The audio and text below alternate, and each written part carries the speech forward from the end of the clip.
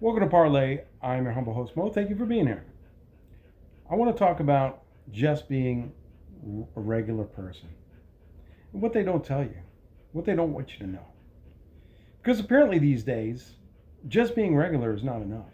Now, that's what they tell you, right? Just being regular doesn't cut it. You have to be exceptional. Just being exceptional. And to tell you the truth, that's a bunch of bullcrap. Yeah, it's stupid and it's bull. You don't have to be exceptional. If you ask Steve Jobs how he identifies himself, he would have said, "I'm just a regular guy. I just got fortunate, you know, not lucky, but I came across fortune through, my due diligence and attention and a bit of hard work, you know." A lot of these people that you consider above exceptional, right? Absolutely exceptional, would identify themselves as just regular people. The only difference is they put themselves out there. They put themselves out there so they could make something of themselves. They wanted more, so they got more. Okay? And they bet on themselves. They put a lot of emphasis on themselves in what they wanted in their life. And this is what we can all do, right? We can all do this. It doesn't take an exceptional person. And you could just be a regular person. Just a regular person. It doesn't matter. Part of the problem is you look at the job market, for instance. Well, the only people that really get looked at in their resumes are exceptional resumes. Now, they might not be exceptional people, but on paper they look like they're exceptional. But are they absolutely exceptional? Who knows? Well, time will tell. And they'll either prove themselves or prove themselves otherwise. You know, and that's why they look at people thoroughly. They give them that 90 days trial period to prove themselves. But a lot of people just do what they have to keep their job. And it's created an environment where that's the case. They just, well, there's not really any point in trying to go above and beyond the normal. They just want to keep themselves in the role that they're in. And everybody thinks that these people on top are exceptional people, but they're not. A lot of these people have flaws. And there's this book, it's called, I forget who wrote the book, but it is called, I think, Richistan, something like that, Richistan. And what that is these people in an entirely different world. And these people are the ones that control, a lot of the money, most of the money in society. And they pay off the politicians, and, they get these laws passed that benefit them and really screw over people like you and I, And really, a lot of these people are trust fund babies. Yeah. And they weren't raised by their parents. Their parents had nannies raise them. So there's a lot of this dysfunction in their life where they didn't experience the love that they needed from their father and their mother, more specifically the mother, because the mother plays the loving role in a child's life, that nurturing role. And the father's more of a principal, disciplinarian, and make sure that that child is growing up into a functional member of society. And the woman looks out for the child's emotional state of mind. It's a perfect, symbiosis between mother and father. It's a great symbiotic relationship that they have with the child. And that's missing in their lives. So these people that end up in these positions don't really have a lot of empathy, and they want to control society. They want the power. They look at things as energy, right? And take, for instance, you're paid $20 an hour, okay? What I want you to think about is that $20 represents energy. That's your energy in increments of time, in an hour increment of time of your life. That's based off of the skill. The amount of money that is based off of the skill that you negotiate with your employer. And so all that money is just energy circulating in our economy. And the people that are controlling the interest of that energy, if you will, are the people that are in the top, the elites of this world that own the money. And, well, they pay off the politicians, and they have a lot of interest in the banking system, as well as a lot of products that you buy during the course of your day. You see, they have a monopoly on your life. And that's why they want you to consume. If you consume their goods, well, they get paid.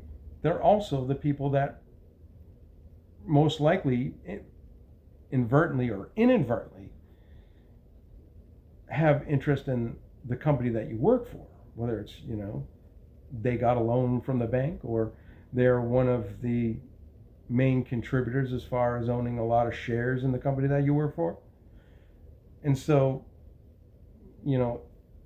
they end up paying you, and you end up buying their goods. You buy the car that they drive, and you use that to go back and forth to the house that you purchased from them, because they really own the real estate companies, indirectly or directly.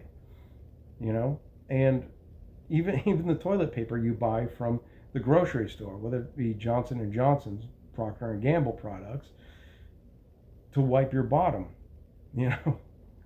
and they probably inadvertently own, or directly or indirectly own, the utility companies that you have to rely on to facilitate the environment that you live in outside of work and where you sleep.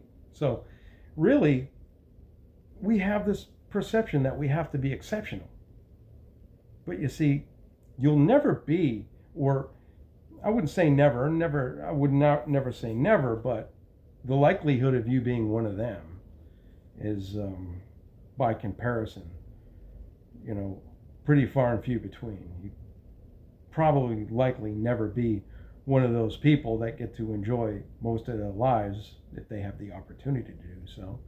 But a lot of these people, are emotionally unstable, and they are emotionally void of any empathy or, those deep emotions that you should have towards the people that you love and the community that you represent. And, these type of things. They are in such a bubble in their lives where you don't even see them, because they don't frequent the same places that you frequent. They're always talking about inclusion, but where they operate and where they spend their time is very exclusive. So it excludes you. Just like George Carlin said, it's a big club and you ain't in it. And that's the thing about it. They want you to feel that you have to work and work and work and get to that level. And as long as you try to get to their level and purchase the goods that they want you to purchase. So if you buy a Ferrari, if you buy a Porsche, you buy all these extravagant things, well, they make money off that too.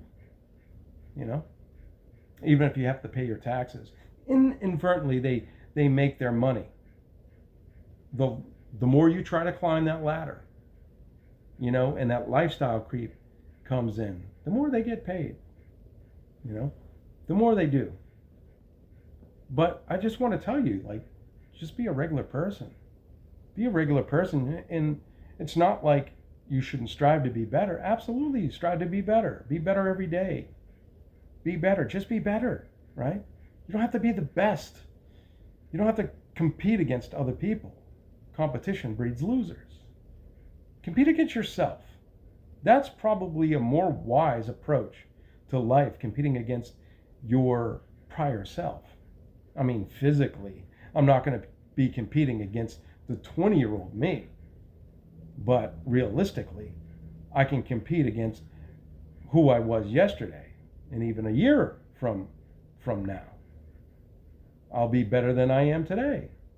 hopefully, but just be better in a lot of ways. Be just trying to be the best, and that's the best of what? Because we're all in this together. At the end of the day, we're all in this thing together. And it's getting harder and harder to deal with because, as far as being an American, this economy is junk. The job market is just horrible. It's atrocious. So what do? You just try to do what you can do. And I want to say that we have to be a little bit more creative with how we go about our lives today, to seek out happiness and freedom, because that's really what it's all about, freedom. You don't have to be the biggest consumer. You don't have to do any of that. What you can do is be a bit more creative and try to create your own infrastructure in your life. And what I mean by that is, as much as off the grid as possible, create your own infrastructure. Some people are building tiny homes. I applaud that. I really do, because they're trying to limit their exposure to the outside world, the influence on having to connect to the power grid, having to connect to all these utilities, and trying to create their own utilities. I mean, we've seen this with, New Mexico and these airships. They had these lawyers going out to try to sue these communities that were living off the grid because they weren't connecting to the grid. They weren't connecting to all the power grid. So, these kind of things that we have to be mindful of, fight it, but skirt along the confines of the law. Don't break the law by any means. I'm not saying break the law, but I'm saying, operate on that thin line. That's what we got to do to be creative. That's just what it is. But you can just be a regular person and live your life, and live a great life at that. Live a nice, free life, as free as of a life that you can possibly live. And just try to do what you can do and be creative about it. A lot of people, they're looking at, nomad, digital nomad, working online, and that's all great, and if it creates location freedom and time freedom, I applaud that. Even if you have to go to a Southeast Asian country, or down to South America or Mexico or something like that, it's not a bad idea. If you can swing it, if you can do it, go to where you're going to be treated better. A lot of people went to Bali, Indonesia. I mean, if that's what you're going to do, then that's what you're going to do. And if you can live a great life there, you live a great life there. I think that there's a lot of toxicity going around, that people that want to leave the United States and go overseas are looked at as traitors. No, this is stupid. And don't worry about what other people say, because they don't know your experience. And that couldn't be further from the truth. It's just that you're trying to live a very, very meaningful and purpose-filled life, and there's nothing wrong with doing that. Even if you can get a piece of property here in the United States, live off the grid, and farm for your own food and things like that, and make a dime here and there. There's nothing wrong with that either. There's nothing wrong with that at all. I mean, you can do it. It just takes a little bit of elbow grease and a little bit of know-how. But you've got your phone, and we're living in a day and age where all the information that you ever need really is on your phone, on the internet. So use it.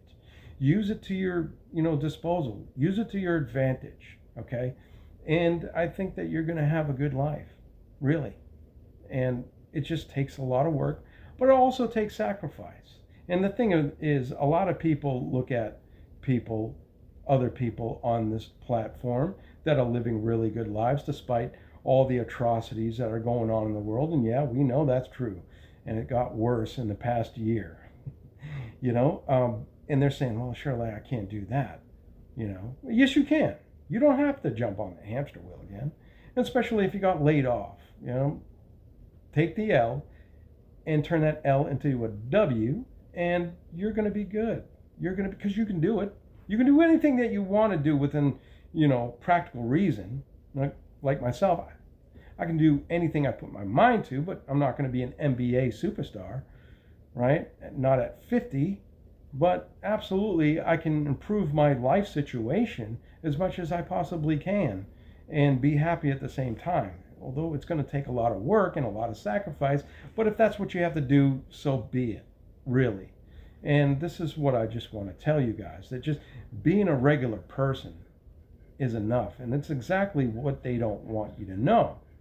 They don't want you to realize that, because if you do realize that, that takes power out of their hands and that takes money out of their pockets, though they're not concentrating on money enough because they have all that they ever want, but it's just a power issue that they have a struggle with. And that's why they want to put you in a box. They want you to keep you on that hamster wheel to keep you from being self-actualized. And I'm going to get more into that in videos to come. And I'm not going to leave you. I'm going to keep on doing what I'm doing. So if you've made it this far, please go ahead and like this video, thumbs up this video, and give me a subscribe. And there's plenty of good stuff to come. I promise. I promise. And we're in this together, guys. All right?